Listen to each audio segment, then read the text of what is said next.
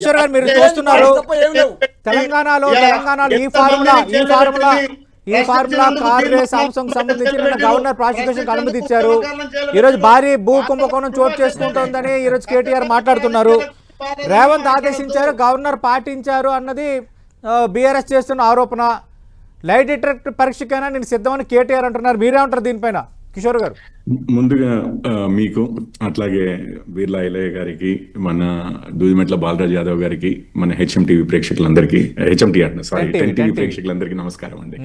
So ఒక విషయము, ఇప్పుడు ఇందులో రెండు విషయాలండి. స్పెసిఫిక్ గా నిన్న ఈ ఫార్ములా రేస్ విషయంలో, కేసు విషయంలో గవర్నర్ గారు అప్రూవల్ ఇవ్వడం గురించి, మొన్నటి వరకు కాంగ్రెస్ వారు ఏమన్నారంటే గవర్నర్ గారు బీజేపీ ప్రభుత్వం అపాయింట్ చేసిన గవర్నర్ చేయబట్టి వారు అప్రూవల్ ఇవ్వట్లేదు, పెండింగ్ లో పెడుతున్నారు, ఎందుకంటే బీఆర్ఎస్ బీజేపీ కలిసి ఉన్నాయని అన్నారు. ఈరోజు బీఆర్ఎస్ వారు ఏమంటున్నారు, కాంగ్రెస్ వారు ఆదేశిస్తే గవర్నర్ గారు, అంటే రేవంత్ రెడ్డి గారు ఆదేశిస్తే గవర్నర్ గారు అప్రూవల్ ఇచ్చారు అంటున్నారు. వీరిద్దరూ చూడండి, ఆ బ్లేమ్ ని లేకపోతే ఇంకొక విషయాన్ని attention diversion tactics, attention diversion గ్యాంగులు ఉంటాయి కదా, కింద ఏదో పడింది చూసుకోండి సార్ అని చెప్పి మీ పాకెట్ పిక్ చేసుకుని వెళ్ళిపోయే వాళ్ళు ఉంటారు చూసారా, మీ డబ్బులు దోచుకుని వెళ్ళిపోయేవాళ్ళు, ఆ టైప్ లో ఇద్దరు బిహేవ్ చేస్తున్నారు.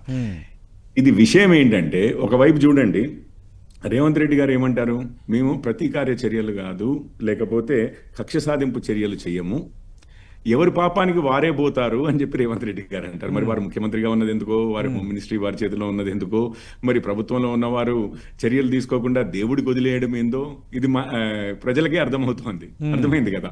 వీరేమో ఎవరి పాపాన వారు పోతారు, మనమేం చేసేది ఉంది అని అంటారు.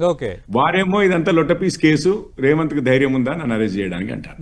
వీళ్ళిద్దరూ ఒకడు కొట్టినట్టు ఇంకొకడు ఇది చేసినట్లు ఇది చేసుకోవడమే గానీ, నొప్పి పెట్టినట్లు యాక్ట్ చేయడమే గానీ, అండ్ ఇద్దరు విపరీతమైన గొంతుల్లో అడుచుకుంటారండి. ఇప్పుడు మన డిబేట్ లో కూడా అట్లాగే అవుతుంది. హిందీ కూడా ఇప్పుడే నిమిషం ప్రజల్ని మాత్రం ఎంత బ్యూటిఫుల్ గా మోసం చేస్తున్నారంటే, ఇప్పుడు నిన్న మహేష్ గౌడ్ గారు ఏదో అరెస్ట్ గురించి మాట్లాడారు, కేటీఆర్ గారు బీఆర్ఎస్ వారు దమ్ముంటే చేసుకోమని చెప్పి అంటున్నారు.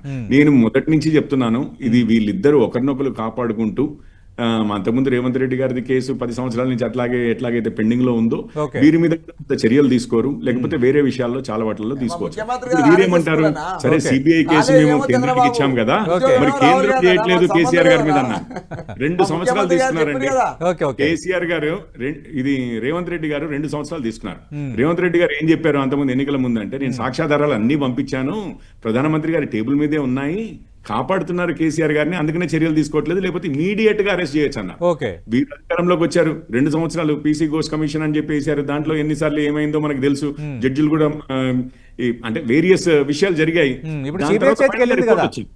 రిపోర్ట్ మీకు సిబిఐకి లెటర్ రాశారు. అప్పటి వరకు సిబిఐ అసలు రాష్ట్రంలో ప్రవేశించడానికి ఇటు బీఆర్ఎస్ వారు కాదన్నారు, కాంగ్రెస్ వారు కూడా ఎత్తివేయలేదు. సిబిఐ వచ్చిన తెల్లారి సిబిఐకి లెటర్ ఏం రాస్తారు తెలుసా?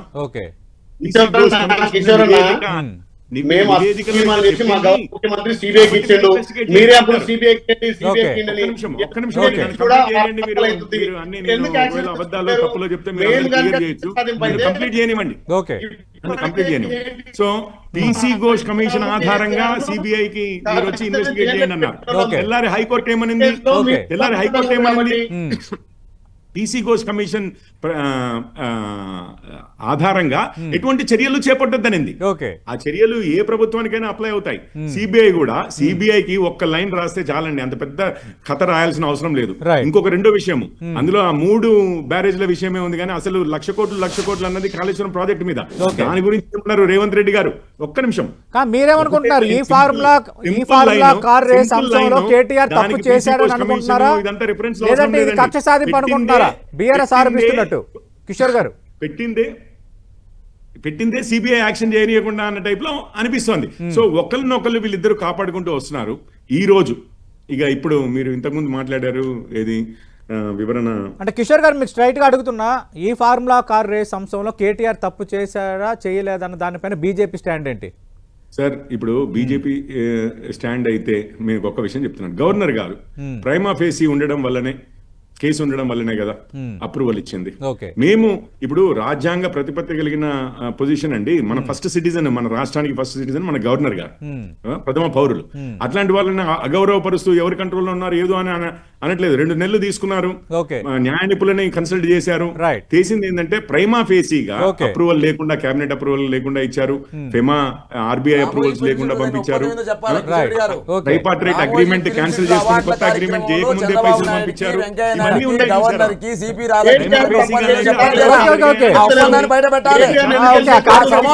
చూసారా? గవర్నర్ ఆమోదం వచ్చింది సార్. కోర్టులో ప్రూవ్ చేయాలి. So right. కిషోర్ గారు ఛాన్స్ ఇద్దాం. కిషోర్ గారు మాట్లాడండి సార్. కిషోర్ గారు మాట్లాడండి.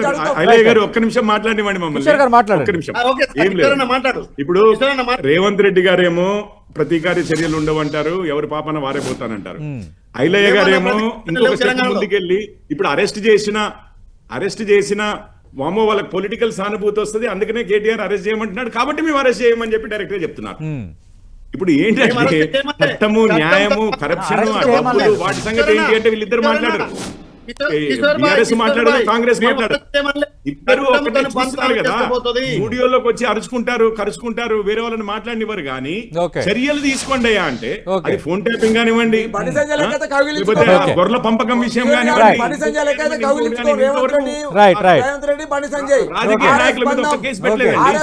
ఈ కేసు అసలు ఉందా లేదా, కరప్షన్ ఉందా లేదా ఉందంటున్నారే, అట్లాంటి దాని మీద కేటీఆర్ గారు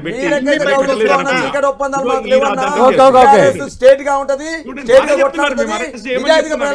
ఎవరిది